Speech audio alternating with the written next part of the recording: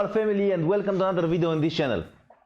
I took a break from YouTube because my main focus this year was to learn the game fast and make the coins in order to compete at the regional events. So I managed to make around 18 million coins, hit top 200 2 times, 29 wins at Weekend League 5 times. Unfortunately at the first event I didn't perform so well. Now I'm back on YouTube and we'll have on this channel prime icon reviews for each one of them, the most expensive one obviously. Also, when the Team of the Year comes out, we are going to test each Team of the Year and make a separate video for every single one of them. Today we are going to talk about the most expensive card now on the game, Prime R9. First of all, let's look at his in-game stats. When we do this type of reviews, we look at the key stats for the positions we are going to use the card. We will test R9 in the striker position in 4-2-3-1 narrow and 4-4-2. Before talking about the in-game stats, it's very important to check the skill moves, weak foot, work rates and the body type. So Ronaldo has 5-star skill moves and weak foot, medium work rates and a unique body type which helps him to win a lot of 50-50s. The work rates might be a downside for some of you because he is not the kind of striker who gets in behind and make crazy runs without triggering him with the L1. For me the work rates are perfect and there are two reasons behind it. First, when he attacks the free space, he is so quiet and extremely hard to mark him. You'll see in the examples he knows how to use every single small space in the box. And second, he has only 81 stamina, and if he was too active in attack in the 7th minute, you would be forced to sub him. Now, for the striker position, the following attributes counts the most for me. 97 at both acceleration and sprint speed, and this is insane. I think at this moment he is the fastest in the game. 95 attacking positioning, but I felt he's much better. I felt like 99. I felt like this positioning is literally perfect. 98 and 93 at finishing and shot power. This is the best shot in the game by far. All the dribbling stats, and here there is a downside because he has only 85 balance, but he compensates a lot with his ball control and dribbling. At strength he is insane. He has 85 and also has that body type that helps him to win a lot of 50-50s. And the last ones are vision, short passing, long passing and curve. And here the only downside is the 73 long pass, and this year this status is important because of the long through ball between the strikers. Because R9 needs to improve at balance and long pass, I decided to put an engine chemistry style to boost his attributes with +10 and +5. Also I like to have 99 speed on the strikers if it's possible, so the engine is the perfect chemistry style for him. Now regarding his threats, he has the finesse shot, which is nice from some angles, the chip shot which helps him to hit them first time after a long pass, and also has the speed dribbler and technical dribbler. He feels extremely fast and precise with the dribbling, but I don't know if that happens because of these two threats or because of the insane dribbling and ball control stats, or maybe there are both of them, you know. Before we start the highlights, I want to point out that the games were all played in Division 1 on 40 ms ping, so we don't have the great connection, but it's not awful. We can test R9 in decent conditions. I want to start with his dribbling because I felt something special with the card. When he exits a skill move, he is extremely fast and also keeps the ball close to the feet. Look how fast he is in compared with informed Joe Gomez, which is one of the fastest defenders in the game.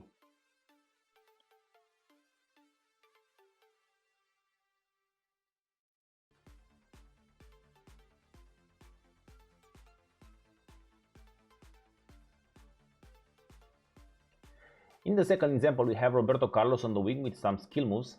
We recycle the ball to Gullit and we are looking for a free striker in the middle. And we found R9. I want to look closer at this combo and how R9 is able to keep the ball so close to the feet after he performs the elastico and shot the ball instantly with huge power and accuracy.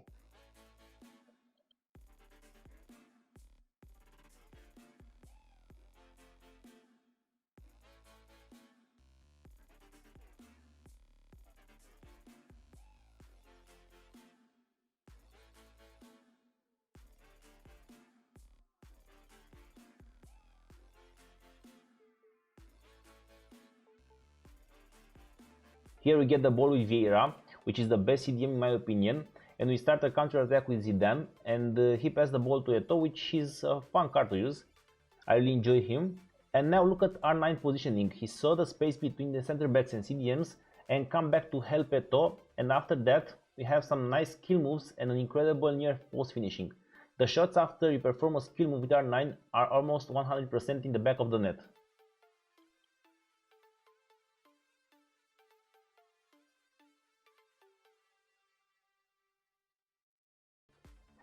Again, we have a counter attack and we are using CR7 on the wing to attack the free space. Unfortunately, we don't get a good first touch, but it's okay. We found Eto 3 in the middle of the box, but he misses a clear chance. The ball bounced back to Eusebio, and here we have another R9 specialty, the first time fake shot and then a deadly finish. I think he's the best at taking first time fake shots in the game.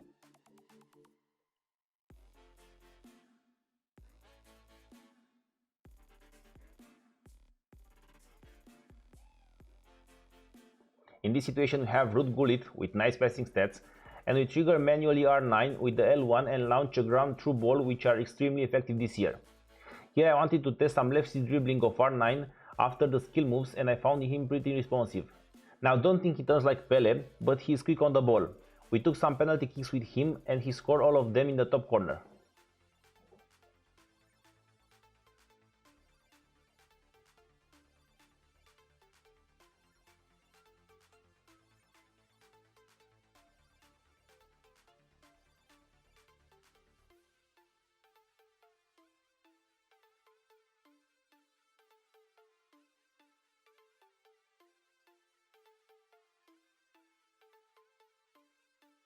We are back in the positional attack and we have our 9 in the bridge dribbling. We managed to pass the defender.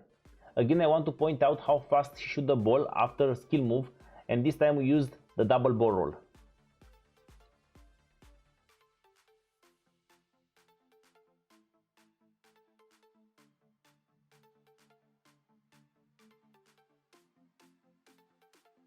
We talked before about the through balls between the strikers, and here we have a classic example of how overpowered this technique is. We triggered R9 with the L1 before the ball comes to Eusebio's feet, and here I want to show you how fast Prime R9 is. The defender he outruns is one of the fastest in the game, informed Kyle Walker. Again, we are using the double ball to get a better angle and also to shield the ball from the defender. Here is another example of how fast R9 is. We have the same duel with informed Kyle Walker, and here we have an acceleration in the box after a skill move, and this is the first time I was able to beat this defender so easily in the box. I think the big difference between mid R9 and the prime version are the speed and the way he turns with the left stick. He is much more responsive.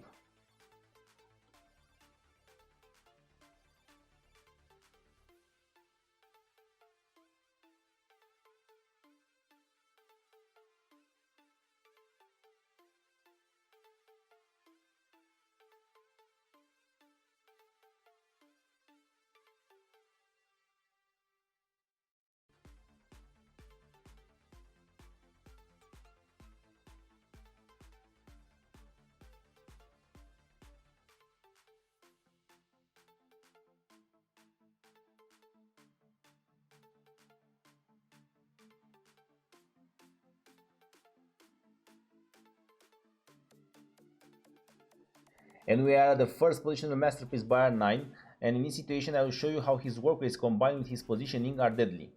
Just look where R9 is when he passes the ball and how he's coming back in the middle of the box. Now the magic begins. R9 sees the space between the left center back and the left back and he attacks it. This is pretty decent, but a lot of good strikers do it. Now look at R9, what he's doing when he saw that Varane leaves the space behind him and how weird the animation is when he attacks the space. It is extremely hard to defend this run. Also, I told you before, the left stick is impressive but not as good as Pele.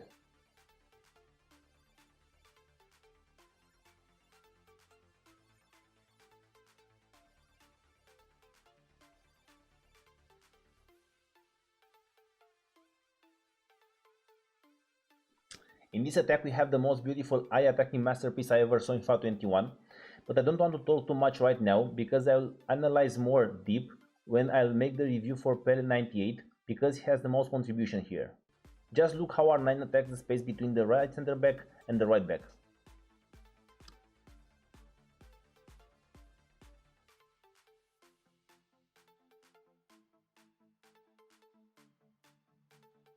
What I like a lot about R9 is the thing he doesn't make stupid runs even if you trigger him badly with L1. In this example, he stops at the right time and also comes back to help the midfield. Another special thing with him is that he always stays away from the defender, and when he gets the ball, you have a lot of time to take the right decision.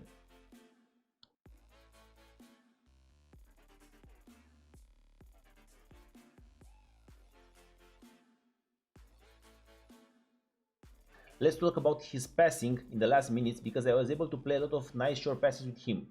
With the long passing, he is not the greatest, but if you time correctly the long through balls, he is able to put them behind the defenders most of the times. At this goal, we have a pretty nice assist from R9 in a bad angle with two defenders near him.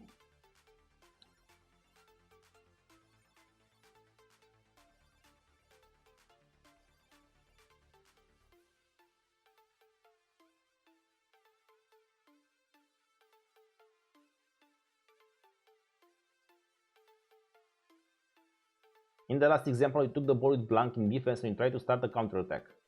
I want you to notice the difference between R9 and me from CR7.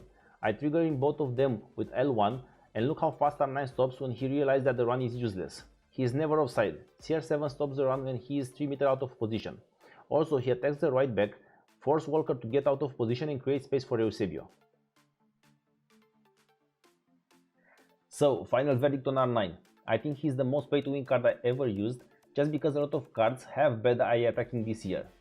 There were some CR7 and Neymar Team of the Year or Team of the Season cards that I felt better on the ball, but without the ball he is the best card I ever used all time. Don't get me wrong, he's insane in the ball, and at this moment he's the best player in the game.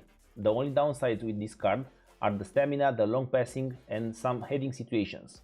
In extra time you need to sub him, and he doesn't score headers in 1-on-1 situations with the center backs besides him. In terms of coin value, this card is not on the market right now, and I think 15 million coins is way too much for him. If you have unlimited amount of coins, you must have this card on your team, but if you don't have, I would recommend to buy the middle version. In both of the cases, I would suggest you to wait until Team of the Year comes out, because the prices of icons will drop a little, but don't expect crazy drops and don't wait too much, because at the end of the promotion, the icons will go up in price a lot. I will make a dedicated video on how to prepare for Team of the Year, so don't forget to leave a like and subscribe, and until next time, peace!